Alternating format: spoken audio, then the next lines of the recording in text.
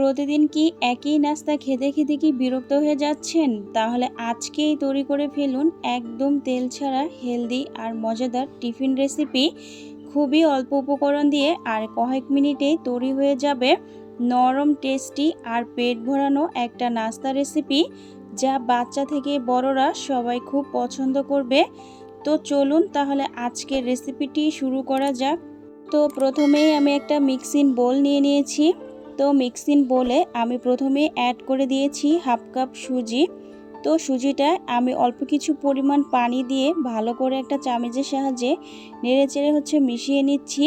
তো আজকে আমার রেসিপিটি তৈরি করতে বেশি কিছু লাগবে না, সুজি, ডিম আর চালের গুঁড়া। তো এগুলো দিয়েই আমি আজকে একটা পারফেক্ট হেলদি নাস্তা রেসিপি আপনাদেরকে তৈরি করে দেখাবো। তো এটা আমি রেস্টে রেখে দিলাম 10 মিনিটের জন্য। তো এখন আমি একটা ডিম নিয়ে নিয়েছি।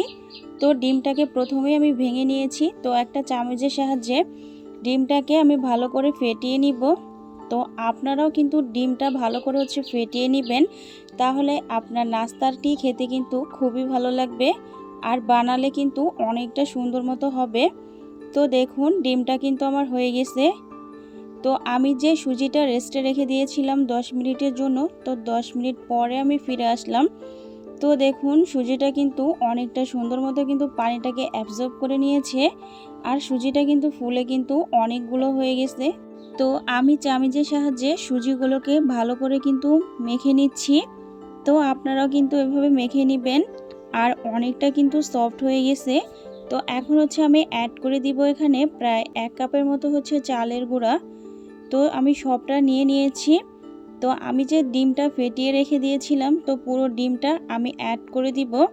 তো এখন আমি চামচের সাহায্যে ভালো করে মিশিয়ে নিব আর দিয়ে দিচ্ছি স্বাদ মতো লবণ।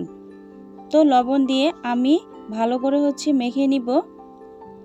তো আমি এখানে কিন্তু পারফেক্ট একটা ডো বানিয়ে নিব। তো কীরকম বানাবো আপনারা দেখতে থাকুন। আপনার ডোটা যতটা ভালো মতো হবে, আপনার নাস্তার রেসিপিটি কিন্তু ততটাই ভালো হবে। তো দেখুন চামচটা কিন্তু আমি তুলে নিচ্ছি। আর হ্যাঁ, আমার রেসিপিটি দেখতে দেখতে যদি কোথাও ভালো লাগে তাহলে প্লিজ একটা লাইক দিবেন। আর যদি কোনো নতুন বন্ধু হন তাহলে আমার চ্যানেলটি সাবস্ক্রাইব করে দিবেন, পাশে থাকা বেল আইকনটি প্রেস করে দিবেন। তো দেখুন আমি হাত দিয়ে কিন্তু মেখে নিচ্ছি ডোটা। তো আপনাদেরকে কিন্তু আমি অবশ্যই দেখিয়ে দিব আমি ডোটা কীরকম করে রাখবো। আপনারা যদি সকালে বা বিকেলে বা রাতে যদি কোনো হেলদি নাস্তার রেসিপি যদি আপনারা খুঁজতেছেন, তাহলে কিন্তু আপনারা আমার এই নাস্তার রেসিপিটি দেখে কিন্তু বাসায় একবার হলেও কিন্তু ট্রাই করতে পারেন।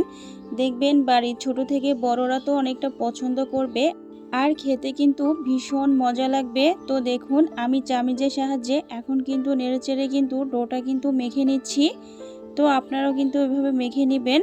তো আপনাদেরকে আমি উপর থেকে ঘনত্বটা একটু দেখিয়ে দিচ্ছি আমি কীরকম ঘনত্বটা রেখেছি ডোটার। তো এখন আমি এখানে 1 চিমটির মতো বেকিং পাউডার দিয়ে দিলাম। তো আপনারাও কিন্তু দিয়ে দিবেন। তো আমি ওটা দিয়েও ভালো করে মেখে নিচ্ছি। তো এখন আমি চলে যাব ভাজার জন্য, তাই চুলে একটা প্যান বসিয়ে দিয়েছি। প্যানটা যখন গরম হবে, এখানে আমি প্রায় 1 টেবিল চামচের মতো সয়াবিন তেল দিয়ে একটা স্প্যাচুলারের সাহায্যে ভালো করে মেখে নিলাম। তো প্যানটা যখন গরম হবে তখন এখানে আমি যে ডোটা বানিয়ে রেখেছিলাম, তো ডোটা এখানে আমি 1.5 টেবিল চামচ দিয়ে দিলাম।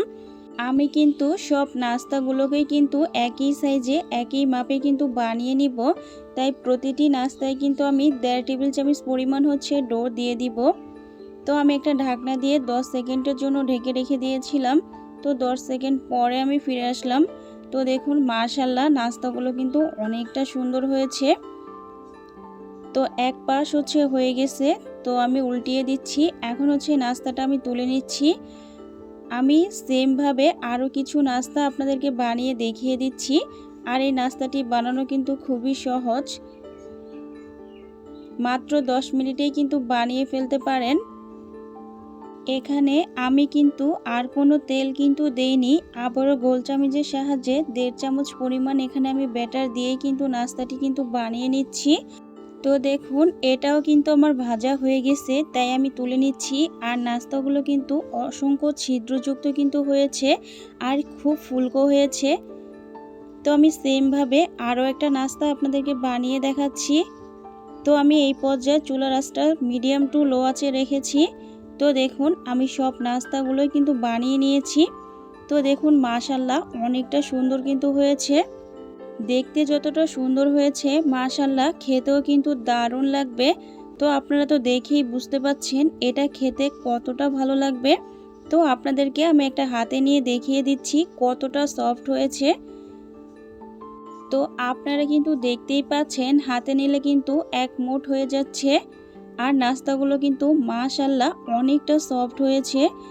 আজকে আমি পরিবেশন করব গরম গরম গরুর মাংস দিয়ে। আপনারা চাইলে কিন্তু যে কোনো কিছু দিয়ে কিন্তু পরিবেশন করে নিতে পারেন।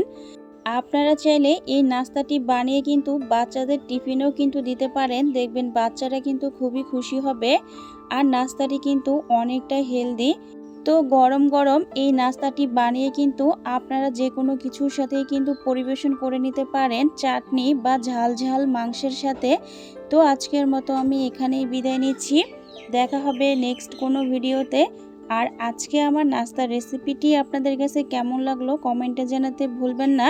সবাই ভালো থাকবেন, সুস্থ থাকবেন। আল্লাহ হাফেজ।